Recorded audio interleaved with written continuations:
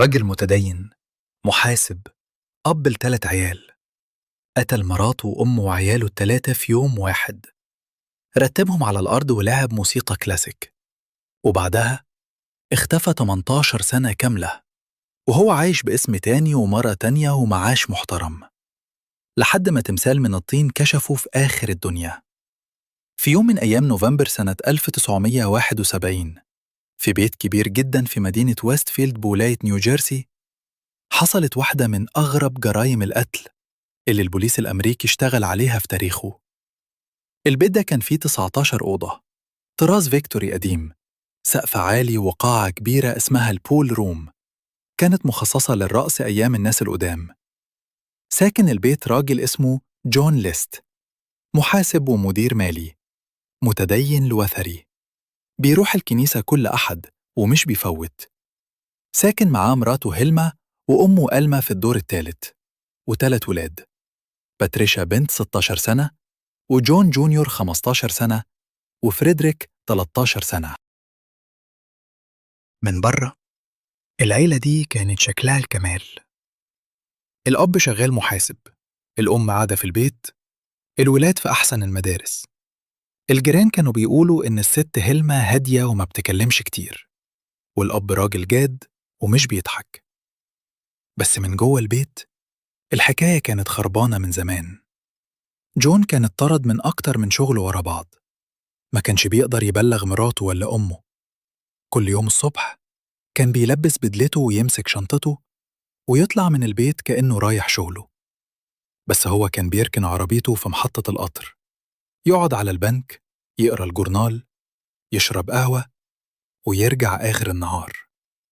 تعمل كده شهور. رهن البيت، سحب فلوس أمه من حسابها في البنك من ورا ظهرها، والديون بقت أكبر منه. في يوم 9 نوفمبر الراجل قعد كاتب في المكتب بتاعه، وقرر إن الحل الوحيد اللي يوقف المسخرة دي هو إنه يقتل كل اللي في البيت. قام الصبح، عدى على العيال، وداهم المدرسة كأن اليوم عادي.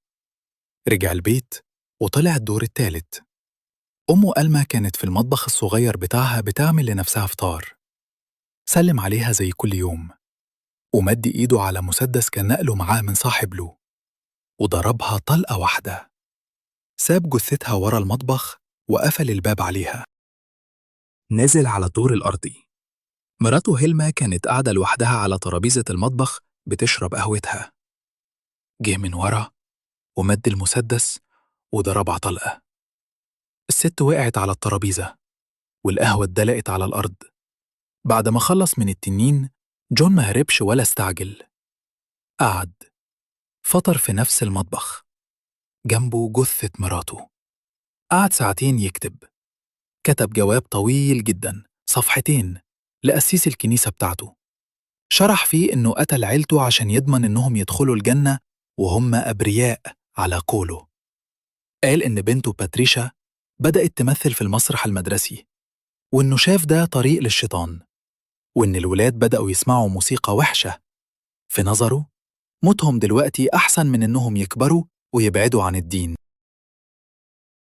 الظهر بنته باتريشا رجعت من المدرسة، دخلت من باب المطبخ.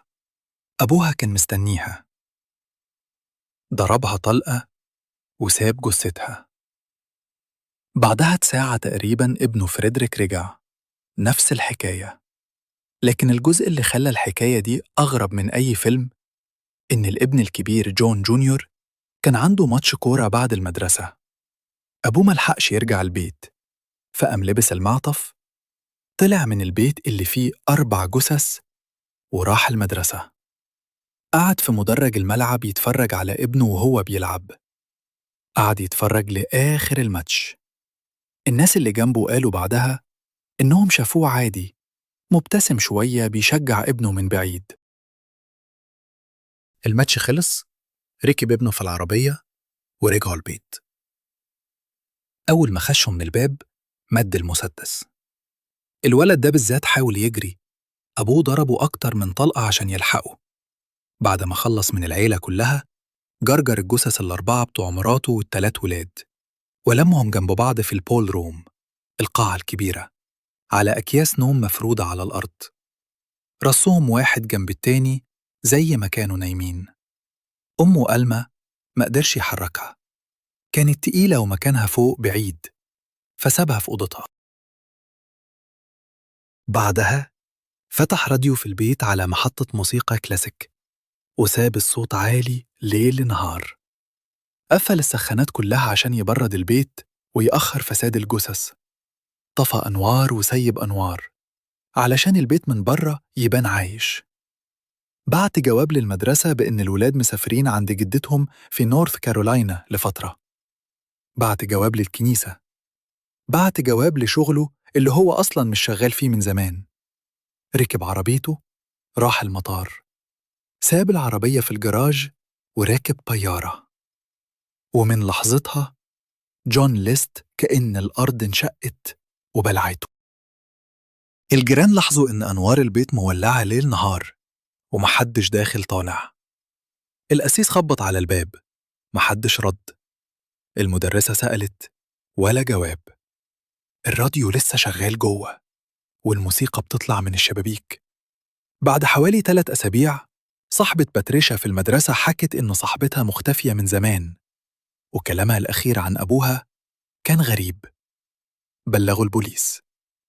البوليس خش البيت يوم 9 ديسمبر سنة 1971، يعني بعد الجريمة بحوالي شهر كامل. الموسيقى لسه شغالة، الأنوار لسه مولعة، الجو جوه البيت برد زي التلاجة. الجثث ال4 في البول روم متغطاية وهاديين.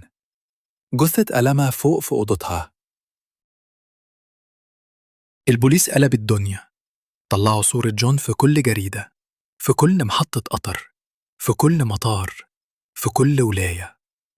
لا نتيجة. عدت سنة، 5، 10، 15. الملف اتقفل في درج، والقضية بقت اسم قديم حد نسيه. اللي محدش كان عارفه إن الراجل طار من نيوجيرسي لحد ولاية فيرجينيا، سكن في مدينة ميدلوثيان، غير اسمه بقى روبرت كلارك. قدم على شغل محاسب عادي جدا ولقى الشغل. دخل كنيسة لوثرية في حتة تانية من البلد، قعد في الصفوف الأمامية وبدأ يتعرف على ناس. في الكنيسة دي قابل ست اسمها ديلوريس، سيدة محترمة كانت عايشة لوحدها. خطبها واتجوزها سنة 1985. ديلوريس ما كانتش عارفة حاجة. هو قالها إن زوجته الأولى توفت وإنه ما عندوش عيلة. الست صدقته. 18 سنة عاش فيهم روبرت كلارك. يطلع شغله ويرجع، يصلي قبل الأكل، يروح الكنيسة الأحد، يسمع مراته كلامها ويدفع إيجار شقته في ميعاده. سنة 1989 برنامج أمريكي اسمه America's Most Wanted، برنامج بيجيب قضايا قديمة ومجرمين هاربين ويعرضهم للناس. قرر يعرض قضية جون ليست. البرنامج استعان بفنان متخصص في النحت اسمه فرانك باندر. الراجل ده كان مشهور بإنه بينحت وش الإنسان من الطين على أساس الصور القديمة، وبيتوقع شكله بعد سنين. فرانك قعد على صورة جون اللي عمرها 18 سنة، درسها، قرأ تاريخ العيلة ونوع الأكل اللي كان بياكله وشكل الناس اللي في نفس السن ده. بدأ ينحت، كبر الوش شوية عشان السنين، حط تجاعيد على الجبين، غير شكل النضارة على آخر موضة وقتها، ضعف الدقن. طلع تمثال من الطين، رجل في ستينياته بالضبط كأنه قاعد قدامك. البرنامج عرض التمثال ده على الهوا في تلفزيون أمريكا كلها. ست في ميدلوثيان، جارة روبرت كلارك، كانت قاعدة قدام التلفزيون في بيتها. لما شافت التمثال اتجمدت. قالت لجوزها: ده جارنا بوب، ده هو بعينه. اتصلت بالبرنامج. البرنامج بعت الخبر لFBI. بعد أسبوع واحد بس، يوم 1 يونيو سنة 89، FBI خبطوا على باب شقة روبرت كلارك. فتح لهم بدلة وكرافتة، قال لهم اسمه روبرت وما عندوش أي علاقة بأي حد اسمه جون ليست. أخدوا بصماته. البصمات طبقت في دقايق. البصمة اللي اتخذت من بيت ويستفيلد سنة 71 هي نفسها اللي على إيد روبرت كلارك في ميدلوثيان سنة 89. اتحاكم. طلع الكلام في المحكمة أغرب من الجريمة نفسها. جون وقف وقال إن سبب قتله لعيلته هو إنه كان خايف عليهم من الإفلاس ومن إنهم يبعدوا عن دينهم. قال إنه لو كانوا عاشوا فقرة يمكن يفقدوا إيمانهم، وهو ده اللي كان يوديهم جهنم. أحسن يموتوا دلوقتي ويروحوا الجنة. القاضي رد عليه قدام الناس كلها وقال له إن كلامه ده منطق، ما يقبلوش عقل، وإنه لو كان خايف عليهم كان اشتغل بدل ما يمثل إنه شغال 8 سنين. الحكم نزل 5 مؤبدات، واحدة على كل واحد من ضحاياه. ديلوريس مراته التانية لما عرفت الحقيقة انهارت. طلقت منه على طول وطلعت في لقاء تلفزيوني بعدها بسنين وقالت إنها عاشت جنب راجل كان مخبي حقيقته 18 سنة وهي ما تعرفش. قالت إنه كان بيصلي لها قبل الأكل بإيدين هو اللي قتل بيهم ولاده، وإنها كل ليلة بتحاول تفهم إزاي ضحكت معاه وسافرت معاه وعاشت معاه وهو بيعرف. جون ليست فضل في السجن لحد ما مات سنة 2008 وعمره 82 سنة. مات وهو لسه بيقول لأي حد يسأله إنه شايف إن اللي عمله كان الصح. القضية دي فضلت محفورة في ذاكرة الأمريكان، مش بس عشان راجل قتل عيلته بإيده، دي وللأسف جريمة بتحصل في الدنيا، لكن عشان الراجل ده عاش 18 سنة عيشة كاملة، بيدخل كنيسة وبيبتسم للجيران وبيعمل عشاء لمراته الجديدة، وفي نفس الوقت فاكر ببرود إن ولاده اتلموا جنب بعض على أرض قاعة باردة في بيت الموسيقى لسه شغالة فيه. ولو ما كانش فيه فنان نحت تمثال من طين كان ممكن يموت في سريره براحته ومحدش يعرف. لو عندك أفكار عن القضية دي أو عايز تناقش الاحتمالات المختلفة ليها، اعمل لايك واكتب لي في الكومنتات، وشارك الفيديو ده مع أي حد بيحب حكايات الجرايم والغموض. وما تنساش تشترك في مسرح الجريمة وتفعل الجرس عشان توصلك كل قصصنا، عشان كل جريمة ليها مسرح، وإحنا هنا علشان نرويها.